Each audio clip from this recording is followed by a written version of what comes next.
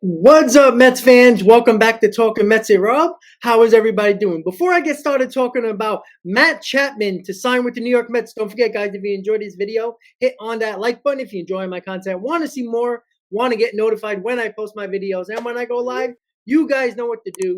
Hit on that subscribe button, everybody. All right, guys. So the New York Mets have been linked to third baseman Matt Chapman. And there's a plethora of reasons for that. And you, as a Met fan, you wonder why the New York Mets, David Stearns, would be in or linked to Matt Chapman with Brett Beatty and Ronnie Mauricio. Well, I can have a few ideas and a few answers for your question. Well, number one, I don't know how much the Mets trust Brett Beatty. And I do think Brett Beatty is not going to be the starting third baseman in 2024. Now, do I have a possibility of him playing left field starting the season or get an opportunity to win the left field job, depending on what the Mets do in free agent or trade-wise to bring in a bat or a left fielder? And the other thing, Ronnie Mauricio, I still believe is a guy that if the right trade comes around, if the right player comes around in a trade, and a team wants Ronnie Mauricio, depending on that player, I believe the Mets would use Mauricio in a trade package to acquire, say, Juan Soto or another big bat or another big arm that is of necessity for this team.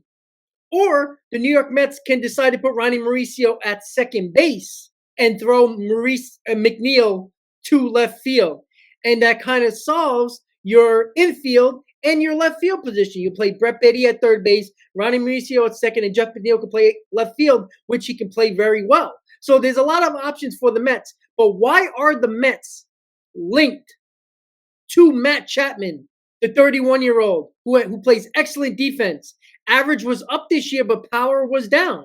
But the year before that, and we'll go over his stats in a little bit, David Stearns is known for two things as being the GM of the Milwaukee Brewers. Number one is defense. Matt Chapman falls right in that category for David Stearns. What he did with the Milwaukee Brewers was defense. Number two was power. That was what he put together with the Brewers. He put defense and power when it came to his roster and his lineup. Defense and power. The problem with Matt Chapman is power has gone down, and we will take a look at that in a little bit.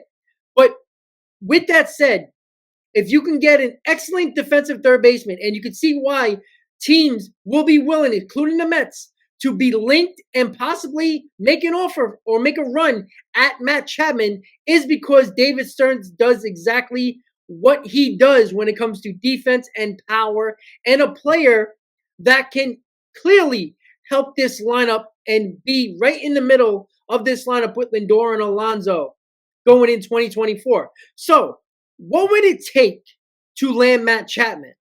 Well, if you're looking at his stats, you're going to be a little surprised of what he turned down from the Toronto Blue Jays and why I think the Mets would be willing to go close to that, if not a little bit more than that money-wise, to land a player that has been an all-star, who's been one of the better third basemen in baseball, probably one, if not the best third baseman in baseball, other than Nolan Arenado. There's a lot of ways to look at it, but when you look at Matt Chapman's stats last year, and we'll see it looks like this: a WAR of 4.4, 509 at bats, 122 hits, 17 home runs, a 240 batting average, 66 runs, 54 RBIs, 4 stolen bases, an on-base percentage of 330, slugging percentage of 424, an OPS of 755, and an OPS plus of 108. Now, the power was down, and if you look at the bottom of the 2022 stats for Matt Chapman, his WAR was down. 3.5 was his WAR. He played more games. He played in 140 games in 2023. In 2022, he played 155.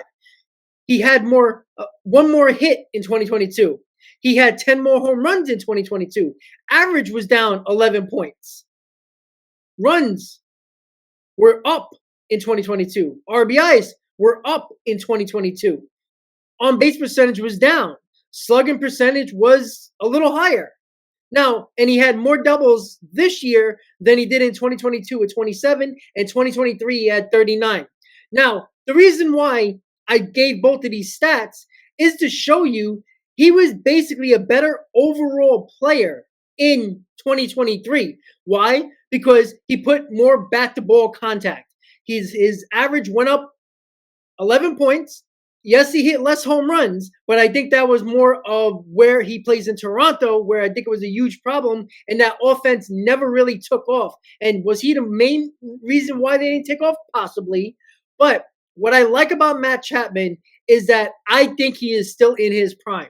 I think he got 2 or 3 years left of his prime, right in the age of 31 when he starts the season. I do think Matt Chapman could be a guy that I would not necessarily be mad at if the New York Mets signed Matt Chapman. They could do a lot worse, right? We have 2 unknowns at third base at the moment. That's Brett Beatty and Ronnie Mauricio, and even if you want to put in Mark Vientos. These guys are unknowns. I don't care what they did in September and what Mauricio did in September when it was garbage time. All right. Yes, it's great to see Mauricio show flashes of what he can do, and I think Mauricio is going to be a very good player, but he's still an unknown. Brett Beatty has failed so far with his opportunities. Can he change that? Absolutely. Mark Vientos, I don't believe, is a bona fide third baseman. I don't think he has a position. I think he's basically a glorified DH, and that's where I think the Mets are when it comes to third base. And remember one thing, Met fans, David Stearns has no emotional connection or connection at all with any of these prospects for the Mets. David Stearns, no connection means he might have a totally different outlook on what he believes is a guy that he believes is a major leaguer, right? Defense is one of his top priorities. Has Brett Beatty really shown really good defense or good defense or at least average defense? Mauricio has shown flashes with his gloves, but he had a ton of errors in the minor leagues. And at the moment when he came up in September, he didn't show that he made that many errors, but proof is in the pudding, right? He made a ton of errors in the minor leagues. David Stearns loves defense.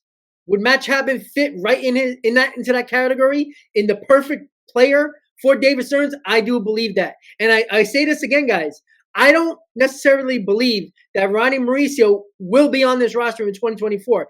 If there's a trade scenario and a player that David Stearns wants and can help this team, and again, I already said it, Juan Soto, another bat, maybe a top-line starting pitcher if the Mets lose out on Yamamoto, Ronnie Mauricio should be a part of a trade package. The Mets have done this for years. They could have brought up Mauricio last year. They did not. They could have brought him up all of this year. They could not. They wanted to keep his value high because they believe he's probably one of the highest values, assets they have in their farm system other than Jet Williams right now. So if a player comes up in a trade where they want him, I have no problem putting Mauricio in that trade. Now, again, it depends on the player, but Matt Chapman to the Mets is more likely and has been linked to the New York Mets because of what David Stern has done in his career as GM with the Brewers: defense, power, pitching. That is his 3 main priorities for a team. He did that throughout his career as a GM for the Milwaukee Brewers. That's where I think he's going to look when it comes to our farm system and the prospects and the guys who have already been up here: Mauricio, Vientos, Beatty, Alvarez. That's where I think he's going to look, and that's where he's going to make priority when he builds a roster. So when it came to the Matt Chapman and declining an offer that he was going to get from the Toronto Blue Jays was around 4 or 5 years, around $140 to $150 million.